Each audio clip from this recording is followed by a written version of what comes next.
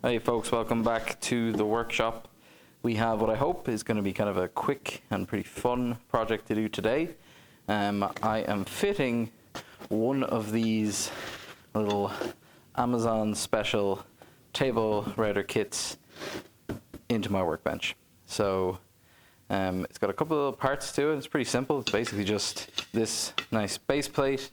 It comes with a little fence and a little dust collection attachment, and it comes with this kind of cage at the back that bolts on, and that's what obviously lets you do the adjustment from underneath the table. So if you haven't seen one of these before, basically you need to cut a hole in your workbench, then this whole thing sinks down into it. Plate is you're meant to route a groove so the plate sits flush on the table, and then you've got a table router set up, and it just takes a standard kind of size palm router, and the little clamping mechanism is adjustable so you can fit different kinds of routers in it, but they're all basically the same size. So this is just an old trim router that I have that I don't use that much. Well, I don't really use it at all actually, so this is going to be permanently in here. Conveniently I obviously have two, so that's handy.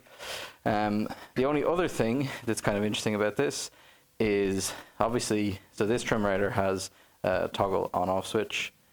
That's kind of fiddly to get down here to turn it on and off each time you want it to. So what I've got is, I've got this little switch unit, which is just basically an extension cord that has an e-stop switch box on it. So what you do is you can leave your router permanently switched to the on position, and then you can use this, screw it to the side of your workbench, and then you've got an on-off e-stop switch thing that you can then use to turn it on and off, which is pretty handy. So the other thing I'm going to do, I'm going to put a power strip, embed a power strip into this workbench because it doesn't have one, and then probably power the table saw off that same power strip, and then this thing, and then just need one power cord that goes to the workbench, and I can power stuff directly from the workbench then. As this workshop at the moment, before I have it studded and rewired and stuff, is not great in terms of power accessibility, so I have to run extension cords all over the place to get power to where I need it. So that's what we're doing today. I think the first thing I need to do is basically just do the layout for this, figure out where exactly on the table I want to put it. I have to mark out the size, cut a hole, and then line up where these little mounting holes are into the bench, route out a channel that will then recess the plate down into it, and then that's pretty much it really. There's also, it has a little dovetail slot in here, which they give you this dinky little miter gauge or miter thing, miter fixture that slides in there. But of course that is going to be below the level of the table, so you also need to route a little channel for that to fit into. So I have to do that too. That's not complicated. So yeah, that's it. First thing, we're going to mark this out on the bench, figure out where I want to put it, cut some holes and go from there. I'm slightly nervous. I really don't want to cut into the lovely surface of my new workbench, but this will be a great tool to have, so I'm just going to get to it now. So that's it. That's what we're doing. Let's go. I think this is probably about a good position. I'm going to put the power switch kind of down here, the edge, and then, yeah, I can kind of work around this. So all I want to do is just make sure it's roughly square with the top, and then I can basically mark out the position that I want it to be in, and yeah, then I can start cutting, drilling, all that good stuff. So assume that's the position I want.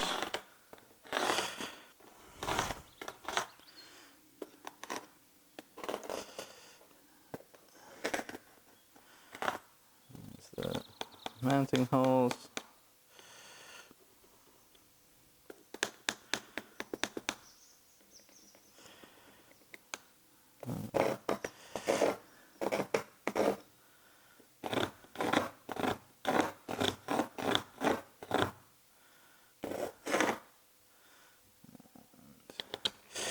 Don't really need to mark these holes. I'm going to mark them anyway, but these will be, this whole middle section will be cut out. So I take this off. You see that on the camera? Zoom you in a bit, you can see it better. So basically these outer holes are the mounting holes to the bench, and then all the inner holes here that are on this plate are just meant for being able to mount different routers and stuff.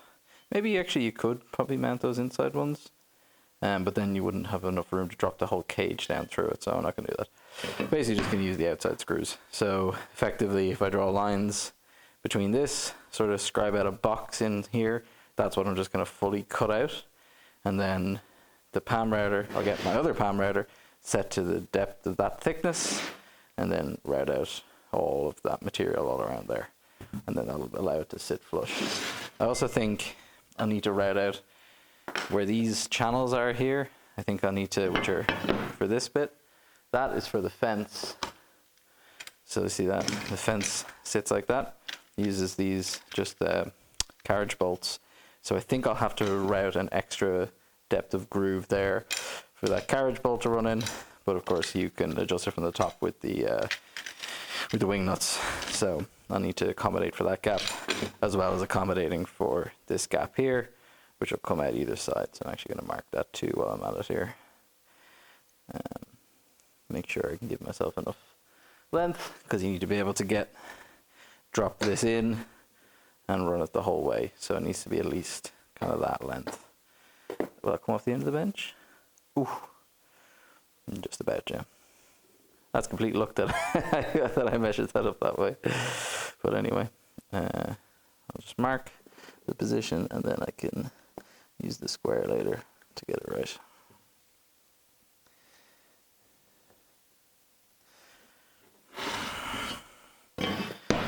Lovely stuff.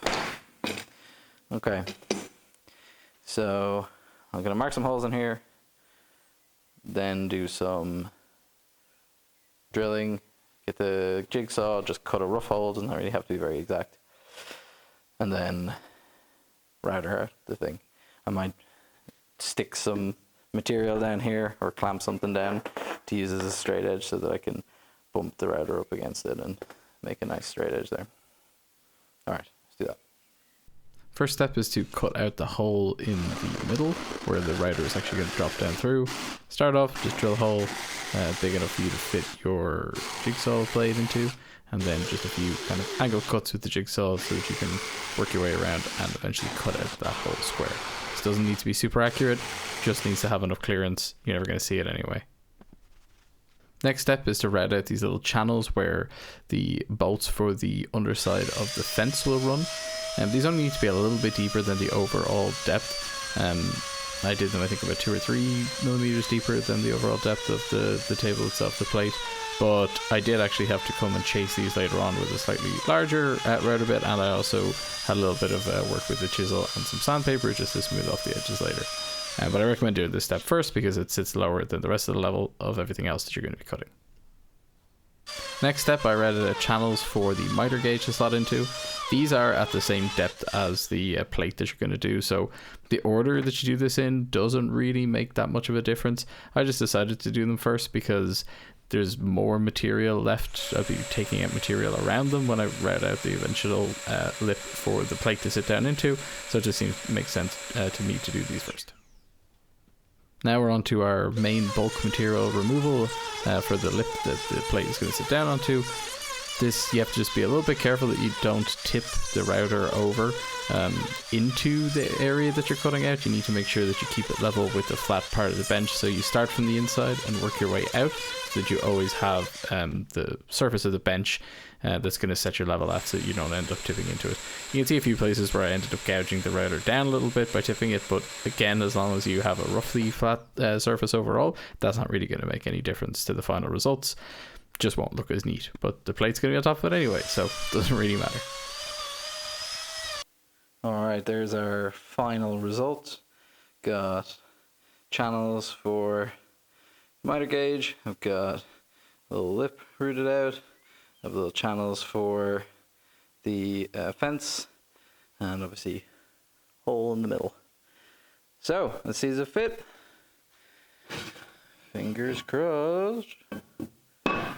Oh, look at that. Perfect.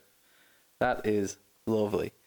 It's not, I don't think it's spot on, but it doesn't necessarily have to be perfect. There's a bit of slop in that, but it's okay. The little channels line up, the miter gauge gaps line up. Or do they? Oh, they're just a tiny bit off. It's a bit fiddly. Oh no, tragic. Okay, I'll have to fettle that a little bit. But yeah, aside from that, that's pretty good. So I have to screw it in place now. So obviously there's these screw holes because it is just loose sitting in there. So I need to screw it down and lock it in place. And then I'm gonna stick that guy into it and give it a test run. Yeah, pretty happy with that so far. All right, let's do that. This is our very last set of steps now. Final assembly, fettling the fit, sanding off some of the rough edges and just making sure that the whole thing fits and moves smoothly and getting it screwed down to the table. Really, really simple and straightforward. If you've done the rest of the prep and you've been fairly careful about how you do it, this should be absolutely fine and painless.